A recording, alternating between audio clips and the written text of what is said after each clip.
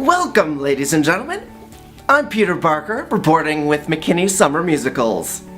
We're here in the Plano offices of Dr. Susan Fletcher, licensed psychologist, published author, national speaker, and media expert. In a last-ditch effort to rescue the relationship between noted phoneticist Professor Higgins and his mother, we have asked Dr. Fletcher to conduct a counseling session. As you may have heard in the tabloids, Professor Higgins has recently undertaken a very special project to transform Cockney flower girl Eliza Doolittle into a proper lady, much to his mother's dismay. So, without further ado, let's listen in to what Dr. Fletcher has to say about the situation. So tell me a little bit about what's happened that led you to make this appointment for today. Mother. Henry. Everywhere I go, my son Henry seems to bound onto the situation, shall we say, and he runs off all of my friends. You bound in like you have no manners whatsoever, and you offend everyone you run into. How do you feel? Very relaxed until I get around Mother and her friends.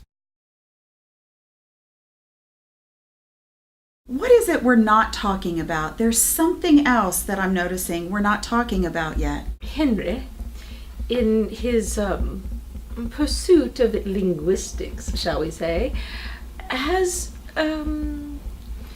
placed a bet, if you will, with Colonel Pickering about a young lady by the name of Eliza Doolittle, claiming that over a certain period of time he could pass her off as a duchess, if I'm not incorrect. Oh, it's Eliza Doolittle, is it?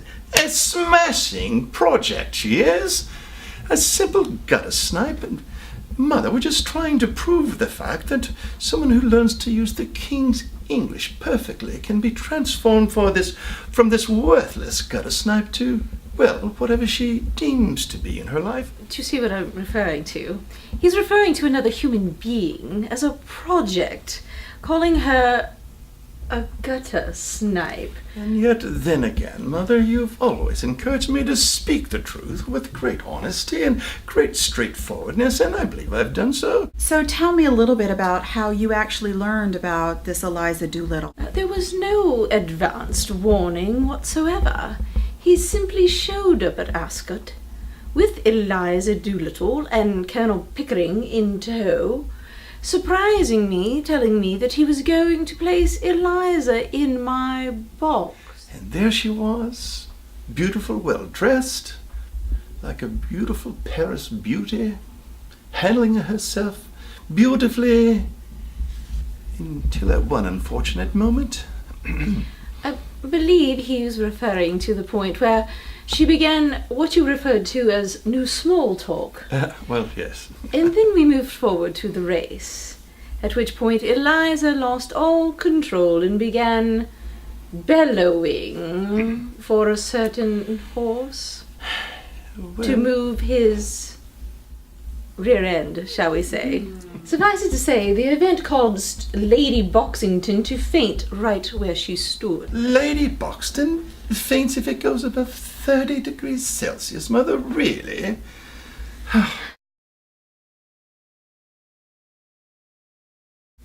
Well, Doctor, one thing that I would like to touch on while we are here is Henry's lack of manners. You see, I feel that Eliza is benefiting from his linguistic skills, no doubt.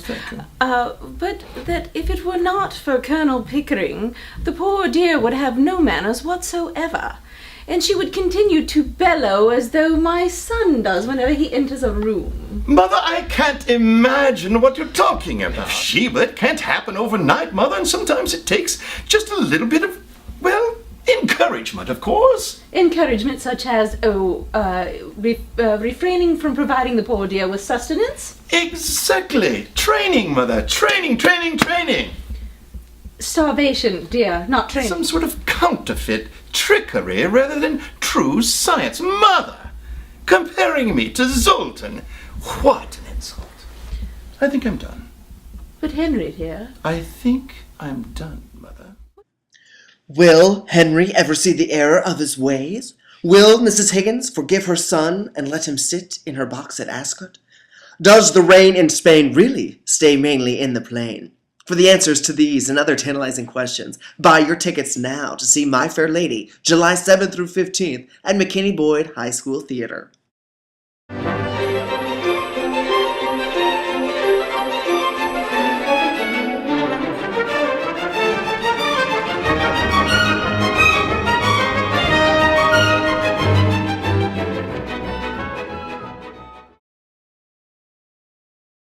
Well, what are you waiting for?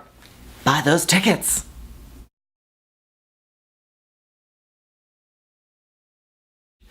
Brings great manner, and I'd like to do this again because that one is not working. I started Lady Boxington faints if it goes above 70 centimeters. Oh, Celsius. How it goes.